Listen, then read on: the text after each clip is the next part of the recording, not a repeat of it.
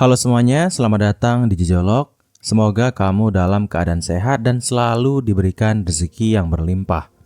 Sebelum kita mulai ke pembahasan kali ini, saya harap kamu membantu saya untuk mensubscribe channel ini agar saya bisa terus semangat untuk membuat video-video berkualitas lainnya setiap hari.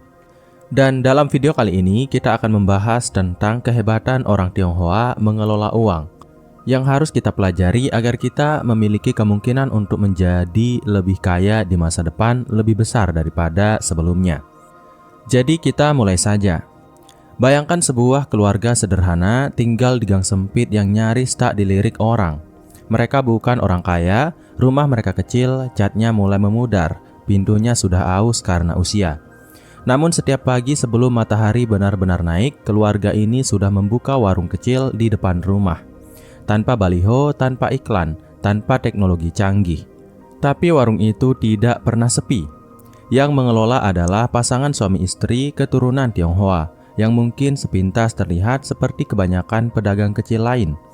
Tapi ada yang berbeda, mereka tidak pernah tampak tergesa. Mereka mencatat setiap pengeluaran dan pemasukan dengan rapi, menata barang dagangan dengan presisi dan menyambut pelanggan dengan senyum yang sama setiap hari, tanpa lelah. Ada rasa damai sekaligus keyakinan dalam cara mereka bekerja, seakan setiap rupiah yang masuk telah lebih dulu diperhitungkan dampaknya untuk 5 atau 10 tahun ke depan. Disinilah titik awal pertanyaannya muncul. Bagaimana bisa sebuah keluarga yang hidup sangat sederhana dengan fasilitas terbatas dapat mempertahankan kestabilan keuangan bertahun-tahun, bahkan menumbuhkannya perlahan-lahan? Mengapa mereka tampak lebih tahan terhadap krisis, lebih hemat namun tetap bisa berkembang, bahkan dalam situasi ekonomi yang sulit? Sebagian orang akan buru-buru menjawab karena mereka hemat. Tapi kalau hanya soal hemat, banyak juga orang yang berhemat tapi tetap miskin. Ada sesuatu yang lebih dalam dari sekedar kebiasaan menabung, sesuatu yang seringkali tak tertangkap oleh mata awam, yaitu cara berpikir mereka tentang uang itu sendiri. Inilah yang sering terlewat. Uang dalam kebudayaan Tionghoa tradisional tidak pernah dianggap hanya sebagai alat tukar. Ia adalah simbol kehormatan, bentuk tanggung jawab keluarga, dan bahkan ukuran kedewasaan seseorang.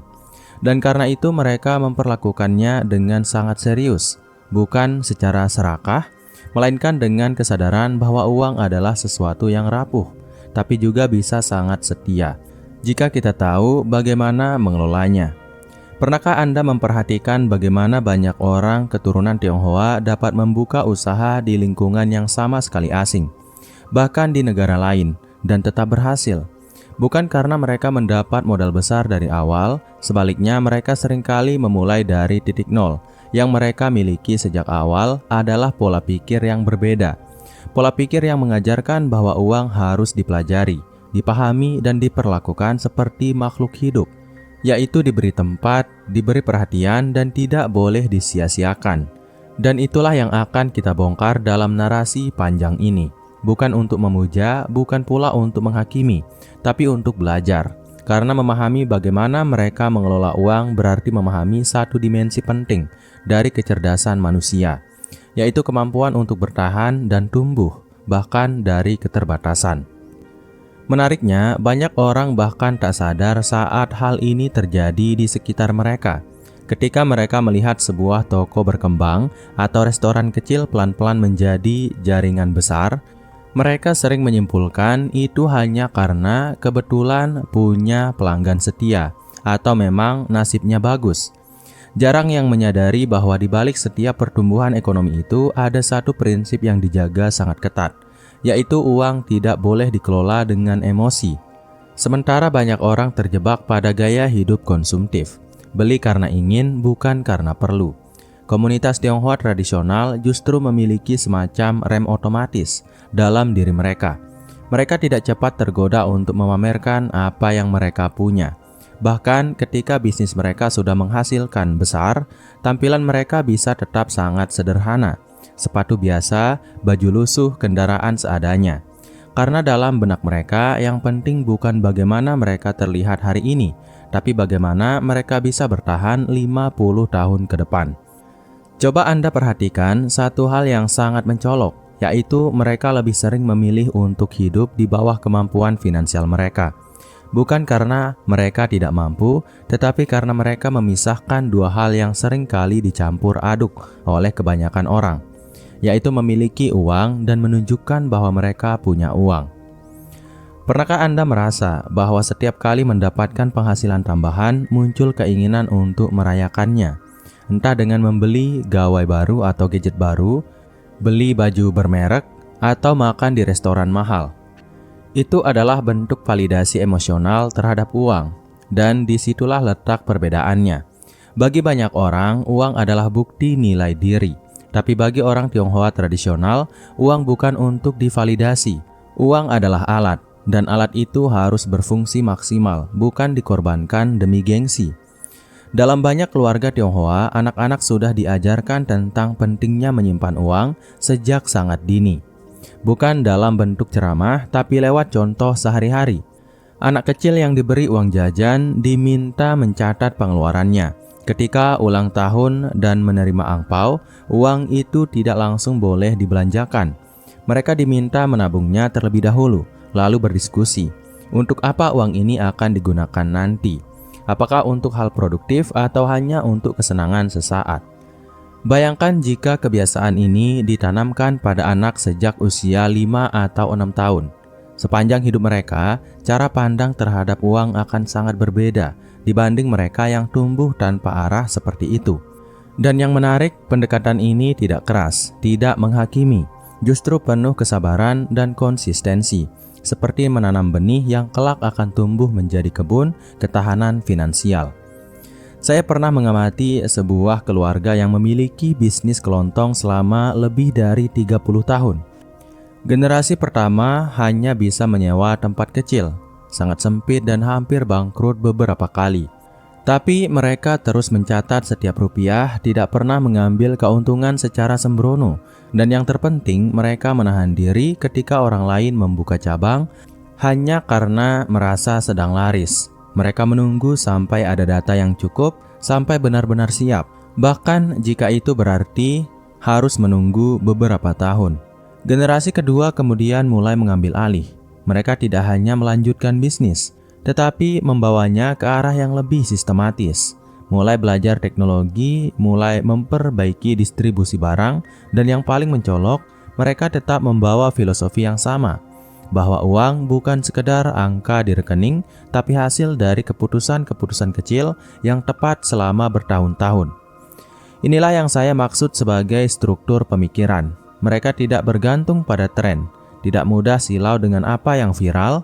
Mereka bisa saja terlihat lambat, bahkan kuno, tapi diam-diam mereka sedang membangun sistem yang sangat tahan terhadap guncangan.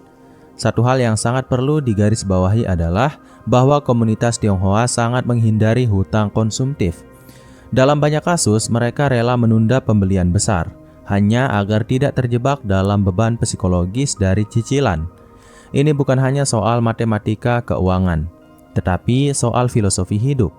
Mereka percaya bahwa hidup yang tenang berasal dari kebebasan dalam mengambil keputusan, dan hutang bisa merusak ketenangan itu.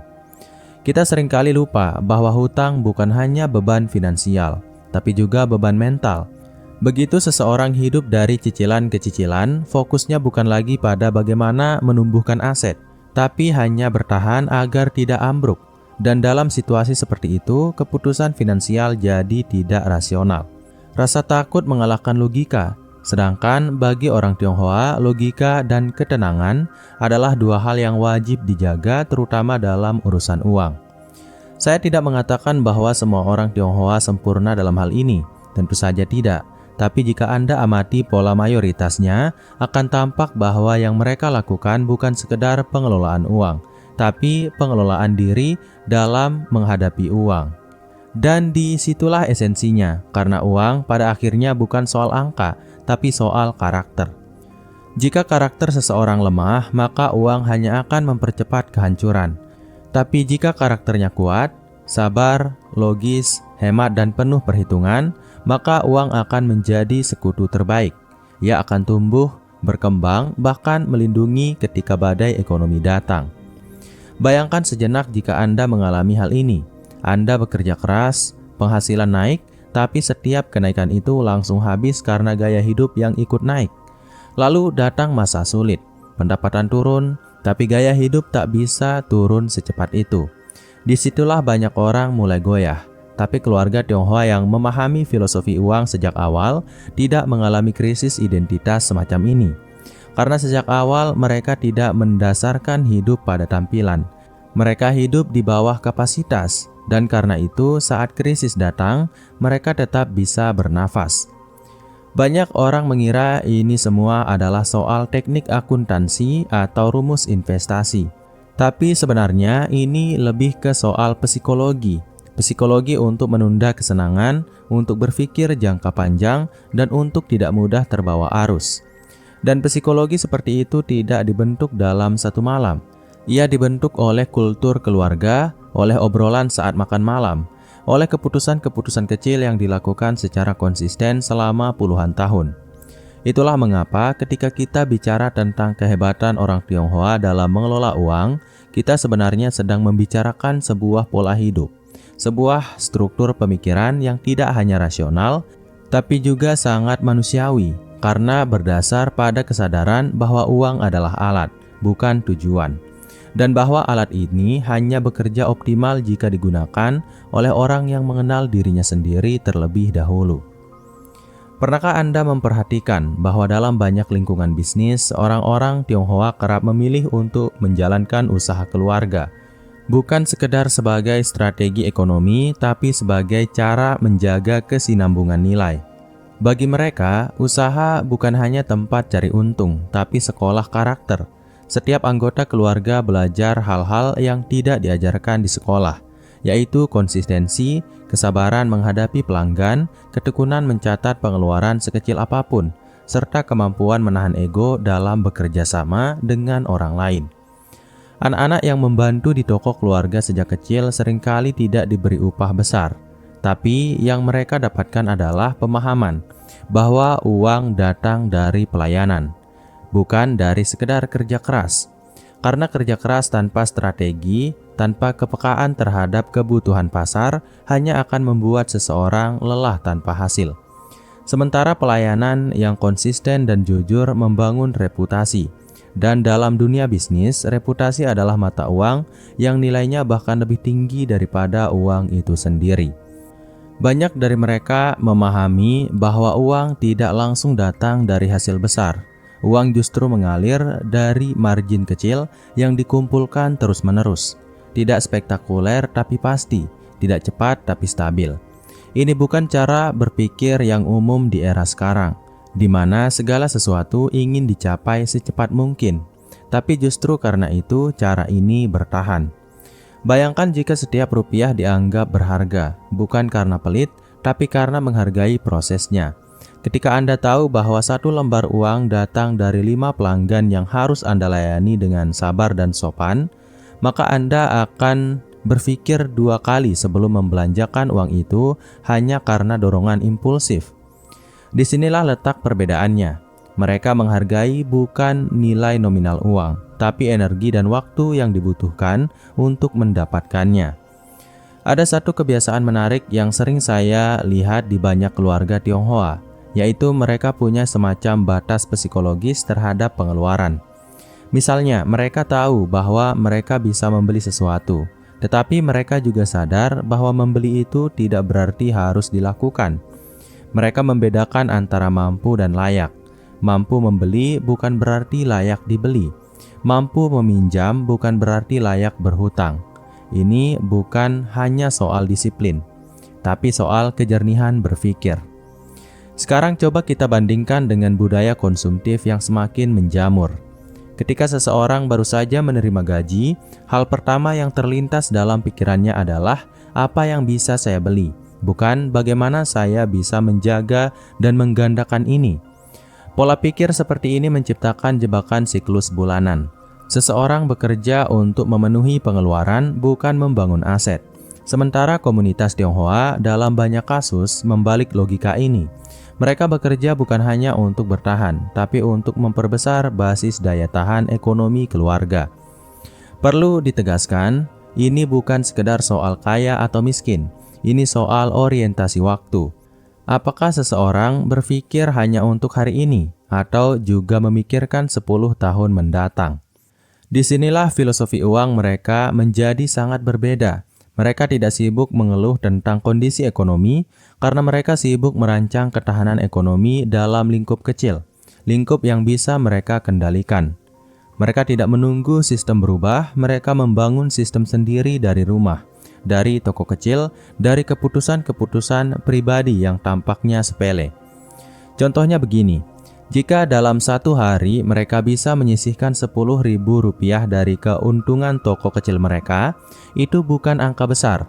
Tapi jika dilakukan setiap hari selama setahun, itu bisa menjadi modal tambahan yang tidak mengandalkan pinjaman dari luar. Bagi banyak orang, angka 10.000 per hari terlihat remeh, tapi di tangan yang disiplin, angka kecil akan menjadi kekuatan besar. Prinsip ini yang sering terlupakan, yaitu akumulasi kecil dalam jangka panjang mengalahkan ledakan besar yang sesaat. Dan filosofi inilah yang membuat banyak keluarga Tionghoa mampu menciptakan kestabilan finansial yang tidak bergantung pada faktor eksternal.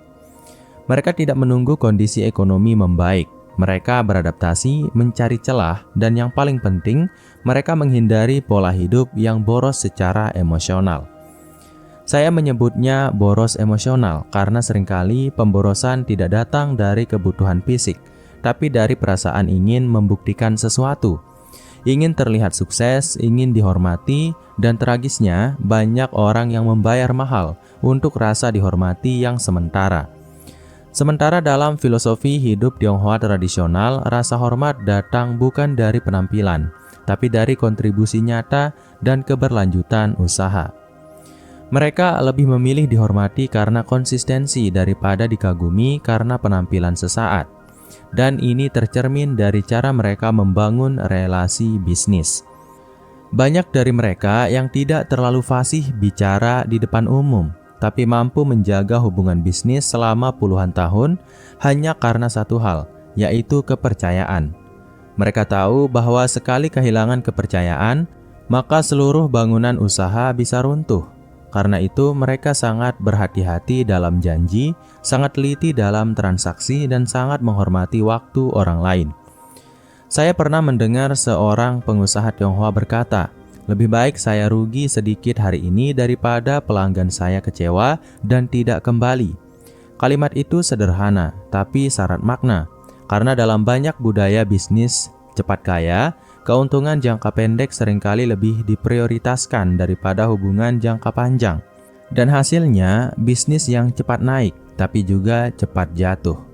Sekali lagi, ini bukan tentang ras atau etnis. Ini soal cara berpikir. Dan cara berpikir ini bisa dipelajari, bisa ditanamkan jika kita bersedia melepaskan ego kita terlebih dahulu. Ego untuk terlihat kaya, ego untuk diakui, ego untuk membeli barang yang sebenarnya tidak kita butuhkan hanya agar tidak dianggap ketinggalan zaman. Jika kita mau jujur, banyak krisis keuangan pribadi yang kita alami bukan karena kurangnya uang, tapi karena buruknya manajemen terhadap uang itu sendiri. Dan komunitas Tionghoa dalam pengamatan saya sudah lama memahami bahwa manajemen uang tidak bisa diajarkan dalam teori semata. Ia harus ditanamkan lewat contoh nyata, konsistensi dalam tindakan, dan kesediaan untuk belajar dari kegagalan. Mereka tidak takut gagal, tapi mereka belajar cepat dari setiap kegagalan. Mereka tidak malu memulai dari bawah, tapi mereka tidak tinggal lama di bawah, karena mereka tidak berhenti memperbaiki sistem berpikir mereka. Dan yang lebih mengesankan lagi, mereka tidak menjadikan kekayaan sebagai tujuan akhir, tapi sebagai alat untuk menciptakan ketenangan, keamanan, dan keberlanjutan hidup. Banyak orang membayangkan bahwa keberhasilan finansial adalah sesuatu yang bisa diwariskan secara otomatis, bahwa jika orang tua kaya, maka anak pun akan mengikuti. Tapi pada kenyataannya banyak sekali kekayaan yang lenyap di generasi kedua atau ketiga, hanya karena satu hal, yaitu pola pikir yang tidak ikut diwariskan.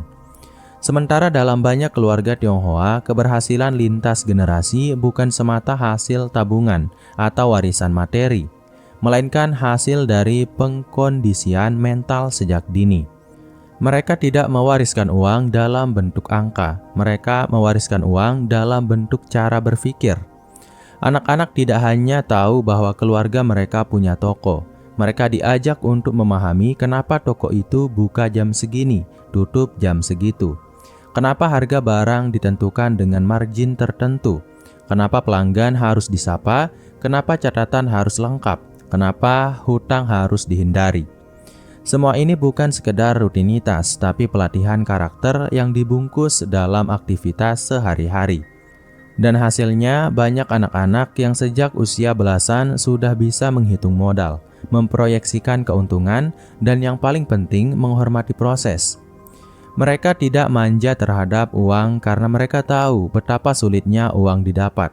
Mereka tidak impulsif karena sudah terbiasa berpikir 2 langkah ke depan sebelum bertindak.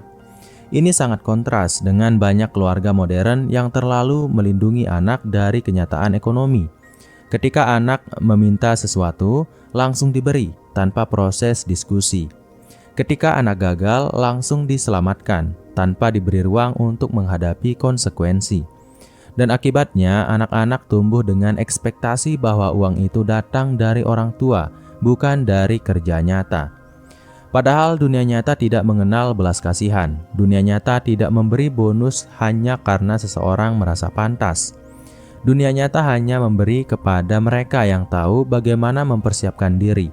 Dan komunitas Tionghoa tampaknya memahami hal ini lebih awal dan lebih dalam dibanding banyak kelompok lain. Tentu tidak semua keluarga Tionghoa sukses, tapi mereka yang berhasil bukan karena keberuntungan. Mereka berhasil karena sistem pemikiran mereka lebih stabil, lebih adaptif, dan lebih realistis. Mereka tidak berharap dunia akan adil. Mereka justru membangun sistem kecil di dalam ketidakadilan itu. Mereka tidak mengutuk kapitalisme, tapi mempelajarinya. Mereka tidak menyalahkan keadaan, tapi mencari celah untuk tumbuh sekecil apapun itu. Saya pernah berbincang dengan seorang anak muda keturunan Tionghoa yang baru saja membuka usaha kedai minuman kekinian. Saya bertanya, "Kenapa kamu pilih bisnis ini, padahal saingannya banyak sekali di sini?" Ia menjawab dengan tenang, "Karena saya tahu saingan saya banyak, justru saya harus punya sistem yang lebih rapi supaya saya bisa bertahan lebih lama." Sebuah jawaban sederhana tapi mencerminkan sesuatu yang langka, yaitu kesadaran bahwa dalam dunia bisnis, daya tahan lebih penting daripada kecepatan. Banyak orang ingin cepat sukses, tapi orang seperti dia tahu bahwa sukses bukan soal cepat atau lambat, melainkan soal bisa bertahan atau tidak.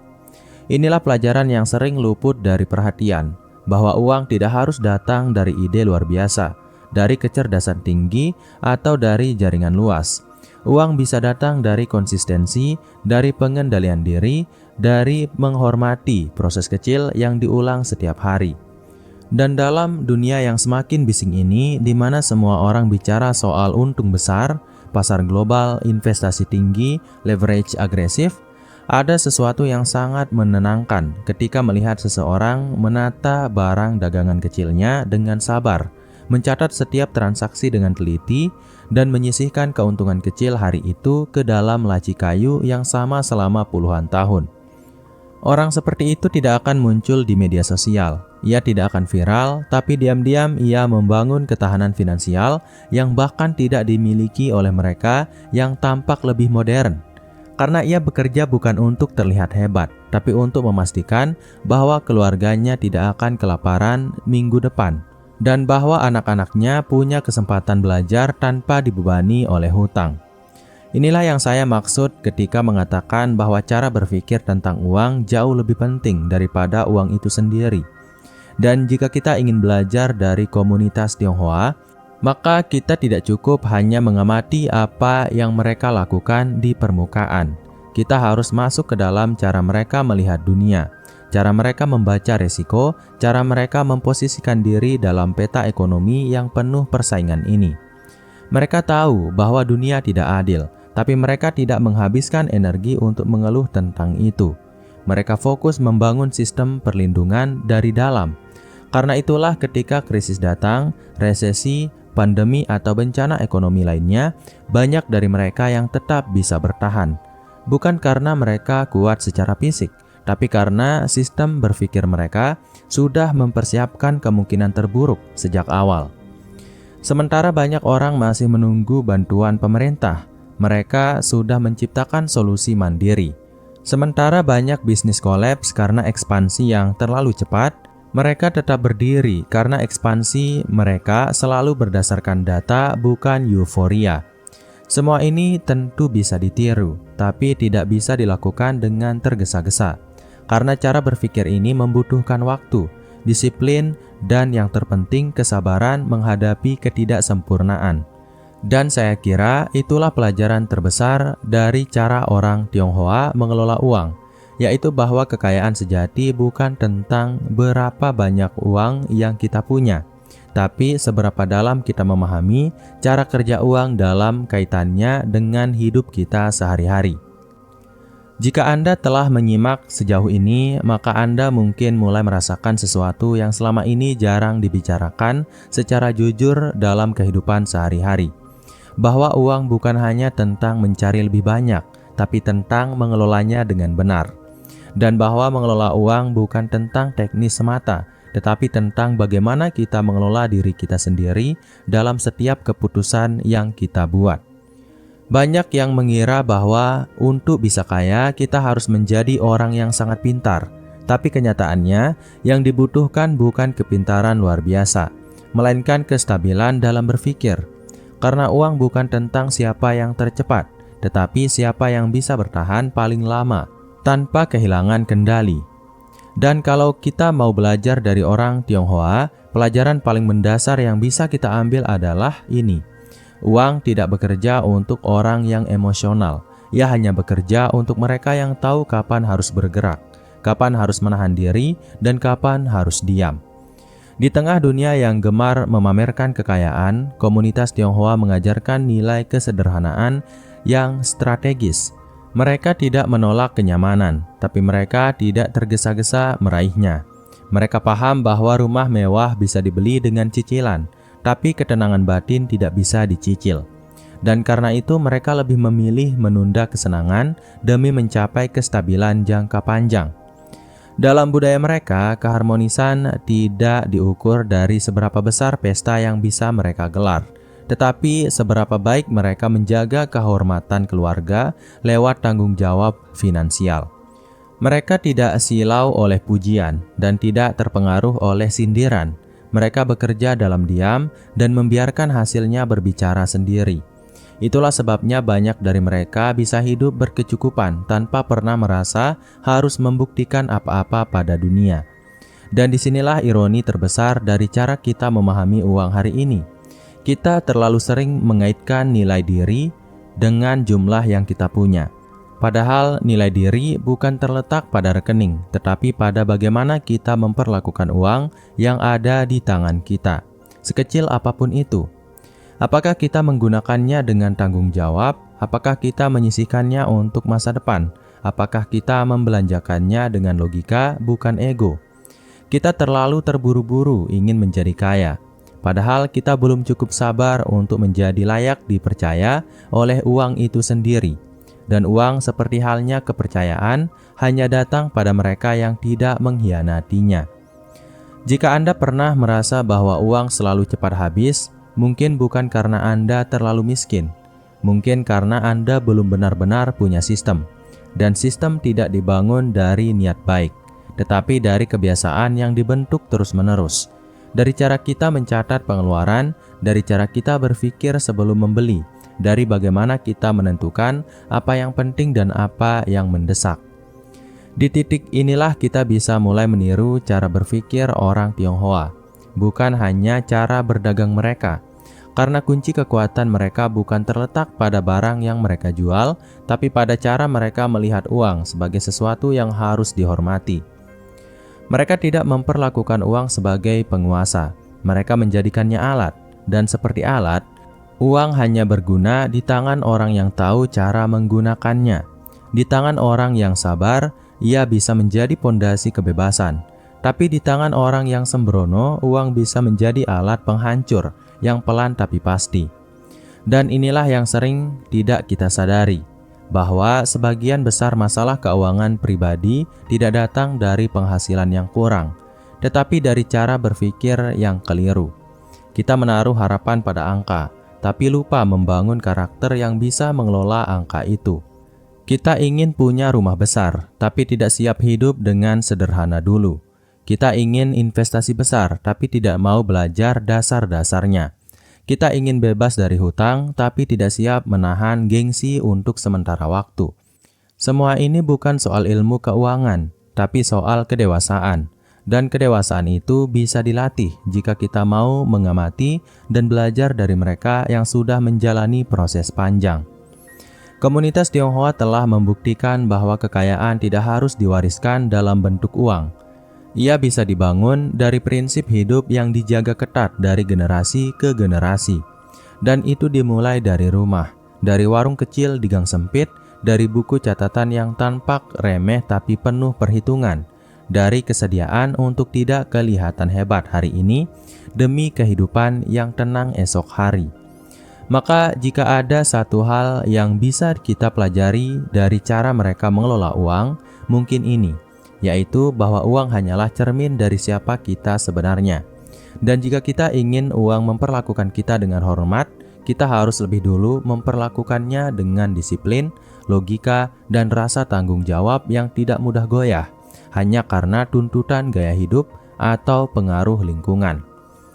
Uang tidak pernah jahat, ia hanya mempercepat siapa diri kita. Jika kita sembrono, uang akan mempercepat kehancuran kita. Tapi jika kita bijak, uang akan mempercepat ketenangan kita. Dan komunitas Tionghoa dalam diamnya telah menunjukkan kepada kita bahwa jalan menuju kekayaan bukanlah jalan yang cepat, tapi jalan yang penuh disiplin, kesabaran, dan kerendahan hati untuk belajar setiap hari, bahkan dari hal-hal yang tampak sepele. Dan mungkin itu dulu untuk video kali ini. Saya harap video ini bermanfaat bagi kamu, saya, dan kita semua. Jangan lupa untuk subscribe dan share video ini ke orang-orang terdekat kamu agar mereka bisa paham apa yang harus dilakukan terhadap uang mereka. Sekian, wassalam.